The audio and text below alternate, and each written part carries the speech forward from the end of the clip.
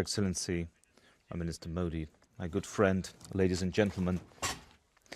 First off, I'd like to thank you sincerely and thank the President of India and yourself, Prime Minister Modi, and all of our Indian colleagues and counterparts for this warm and hospitable welcome offered the Russian delegation.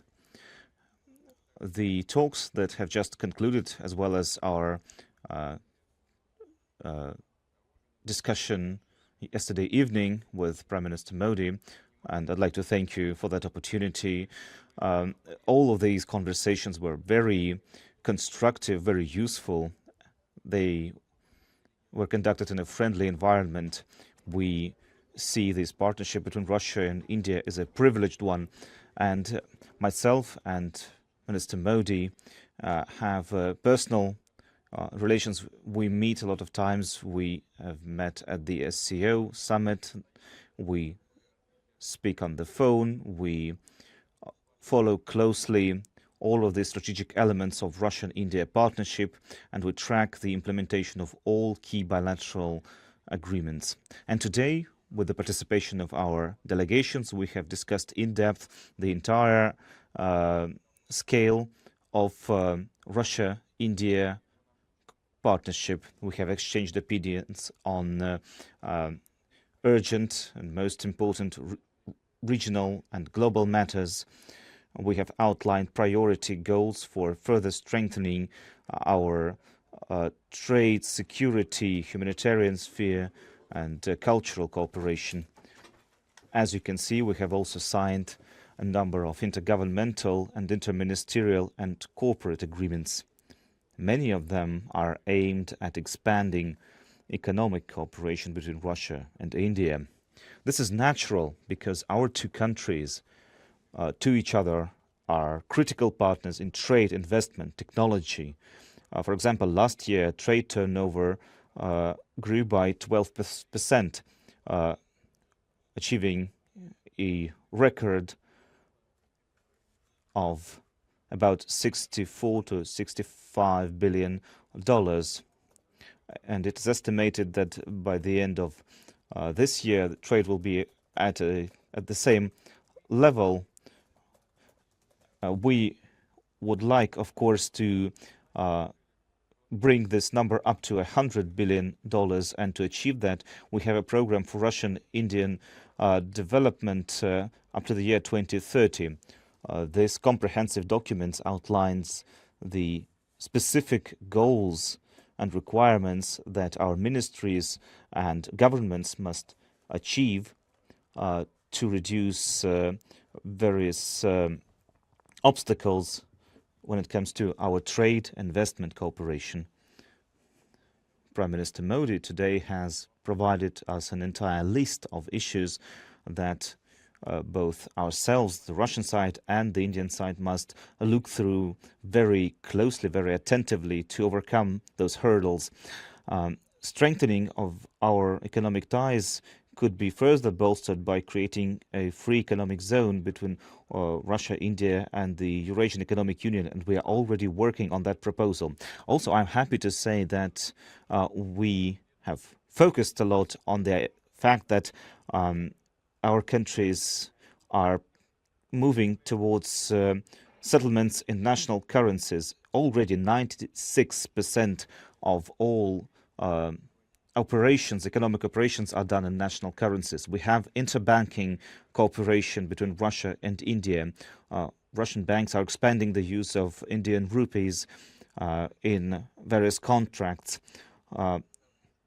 Massive collaborative projects are being done and credited with the Russian ruble.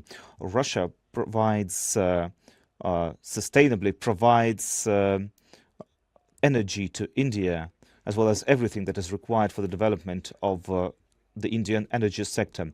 We will continue to provide all kinds of fuels for the Indian economy.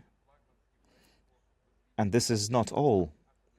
There is a flagship project for the creation of a nuclear power plant in India. Already 2 out of 6 power units are already part of the Indian energy grid, and bringing the remaining 4 online will be a great contribution to strengthening the Indian energy sector, providing to the Indian households clean and accessible energy.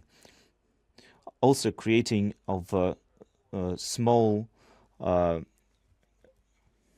capsule reactors will help us achieve new breakthroughs in agriculture, medicine, and other sectors. We are also creating new logistical routes, the north-south route, also route to, from Russia and Belarus to the Indian Ocean. There are expanding opportunities when it comes to improving the trans-Arctic transportation corridor, including the Northern Sea Route as its main part. There are other sectors of the economy where Russia and India have accumulated positive experience. We have joint initiatives in the industry, in machine building and digital technologies, in space exploration, and other science-intensive sectors. For example, in accordance with the commercial agreements signed recently in Kaluga, a new pharmaceutical factory will be built in with the participation of India, and there will be new pharmaceuticals produced there with Indian participation using Indian technologies. Also, as part of the Make in India flagship program by Prime Minister Modi, will be cooperating on that as well. In New Delhi, the business forum is currently taking place. We will participate in that as well. The Russian-Indian humanitarian cooperation has been very successful as well. Our two nations have been sincerely interested in the traditions and interests and the spiritual values of one another. We continue to develop educational contacts.